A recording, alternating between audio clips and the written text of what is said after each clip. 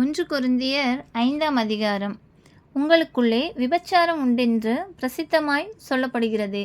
ஒருவன் தன் தகப்பனுடைய மனைவியை வைத்து கொண்டிருக்கிறானே, அது அஞ்ஞானிகளுக்குள்ளும் சொல்லப்படாத விபச்சாரமாயிருக்கிறது. இப்படிப்பட்ட காரியம் செய்தவனை நீங்கள் உங்களை விட்டு நீக்காமலும் துக்கப்படாமலும் இருமாப்படைந்திருக்கிறீர்கள். நான் சரீரத்தினாலே உங்களுக்கு தூரமாய் இருந்தும் ஆவியினாலே உங்களோட கூட இருக்கிறவனாய் இப்படி செய்தவனை குறித்து நான் கூட இருக்கிறது போல நீங்களும் என்னுடைய ஆவியும் நமது கர்த்தராகிய இயேசு கிறிஸ்துவின் அதிகாரத்தோடு கூட கூடி வந்திருக்கையில், அப்படிப்பட்டவனுடைய ஆவி கர்த்தராகிய இயேசு கிறிஸ்துவின் நாளிலே ரட்சிக்கப்படும்படி மாம்சத்தின் அழிவுக்காக நம்முடைய கர்த்தராகிய இயேசு கிறிஸ்துவின் நாமத்தினாலே அவனை சாத்தானுக்கு ஒப்பு கொடுக்க வேண்டுமென்று தீர்ப்பு செய்கிறேன். நீங்கள் மேன்மை பாராட்டுகிறது நல்லதல்ல. கொஞ்சம் புளித்த மா பிசைந்த மா முழுவதையும் புளிப்பாக்கும் என்று அறியீர்களா? ஆகையால் நீங்கள் புளிப்பில்லாதவர்களாயிருக்கிறபடியே புதிதாய் பிசைந்த மாவாய் இருக்கும்படிக்கு பழைய புளித்த மாவை புறம்பே கழித்து போடுங்கள்.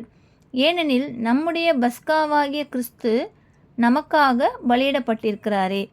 ஆதலால் பழைய புளித்த மாவோடே அல்ல, துர்க்குணம் பொல்லாப்பு என்னும் புளித்த மாவோடும் அல்ல, துப்புரவு உண்மை என்னும் புளிப்பில்லா அப்பத்தோடே பண்டிகையை ஆசரிக்க கடவோம். விபச்சாரக்காரரோடே கலந்திருக்க கூடாதென்று நிருபத்தில் உங்களுக்கு எழுதினேன். ஆனாலும் இவ்வுலகத்தில் உள்ள விபச்சாரக்காரர், பொருளாசைக்காரர், கொள்ளைக்காரர், விக்கிரக ஆராதனைக்காரர் இவர்களோடு எவ்வளவும் கலந்திருக்க கூடாதென்று நான் எழுதவில்லை. அப்படியானால் நீங்கள் உலகத்தை விட்டு நீங்கி போக வேண்டியதாயிருக்குமே.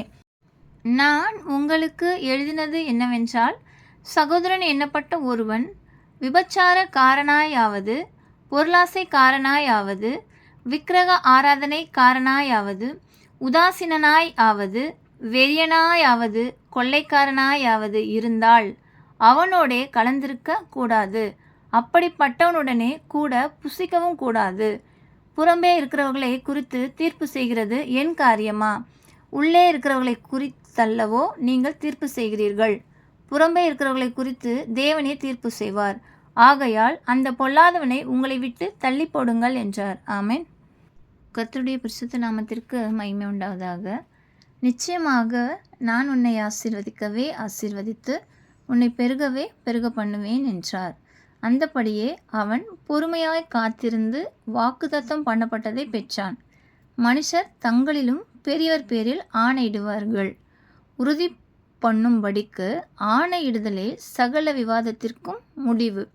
தேவனும் வாக்குத்தத்தம் பண்ணப்பட்டவைகளை சுதந்திரித்துக் கொள்கிறவர்களுக்கு தமது ஆலோசனையின் மாறாத நிச்சயத்தை பரிபூரணமாய் காண்பிக்கும்படிக்கு சித்தமுள்ளவராய் ஒரு ஆணையினாலே அதை ஸ்திரப்படுத்தினார்.